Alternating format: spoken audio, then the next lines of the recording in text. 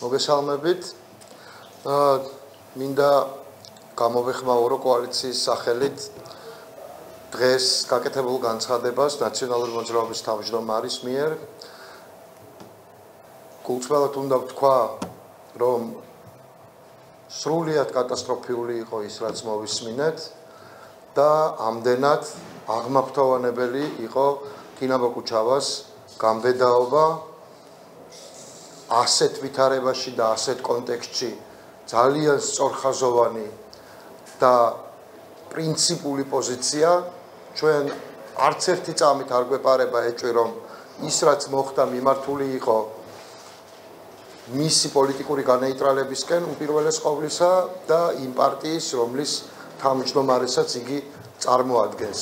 სულ თანადგომას უცხადებთ თინას და კვლავ ვაფიქსირებთ რომ ამ მწვერვალებს ყოველდღიურად იპყრობს ამ უმძიმეს ჭალებში მწვერვალებს ყოველდღიურად იპყრობს ქართული ოცნება. ეს პირველი შემთხვევა არ არის და ვარაუდობ არც უკანასკნელი როცა ზეწოლა ხორციელდება ყველაზე უფრო არაკაცური, არაქართული და უმძიმესად კრიმინალური ფორმებით და ყველაზე უფრო მოწყვლადი, ასე ვთქვათ, სუბიექტების მიმართ მუქარით გულისხმობ ბავშვებს და მათ შორის პირველ რიგში მცირეწლოვან ბავშვებს.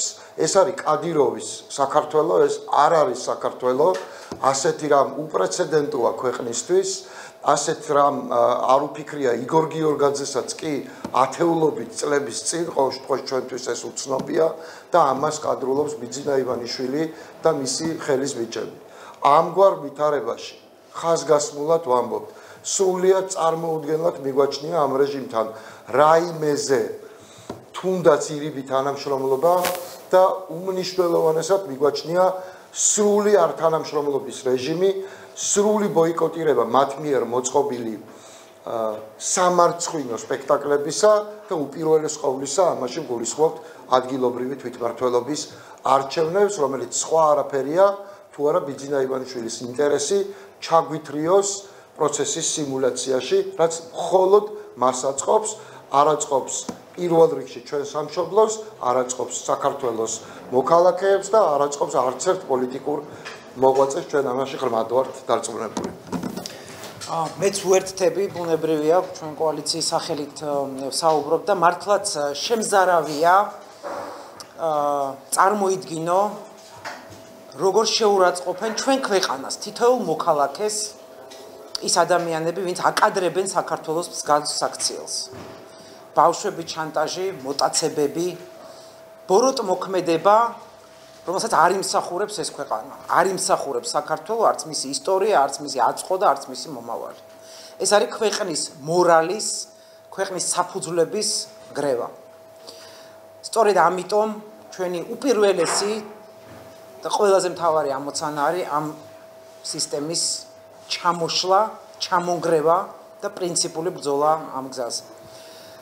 მართლა აღმაფრთოვანებელია და ძალიან დიდი პრინციპული ბრძოლის მაგალითია სიმყარის, ლიდერობის, გამბედაობის ის, რაც ჩვენ დღეს მოვისმინეთ თიკას გამოსვლაში. სწორედ ასეთ მაგალითებზე დგას ეს სახელმწიფო და არ უწერია გადაშენება და არ უწერიათ რუსებს გამარჯვება, როდესაც ესეთი ადამიანები იბრძვიან წინა ხაზზე. შესაბამისად, ბუნებრივია სრული უპირობო სოლიდარობა და ასევე გამოვიტანოთ დასკვნა. თავარი დასკვნა არის ის, რომ ჩვენ უნდა ვიყოთ არა მხოლოდ ასეთი გაჭირვების თუ პრობლემის, მე გაჭირვებას თინას მდგომარეობას ვერ დავარქმევდი, საამაყოა მის საქციელი, მაგრამ არა მხოლოდ ესეთ კრიტიკულ მომენტებში ჩვენი ბრძოლა დგას სრულ სოლიდარობაზე.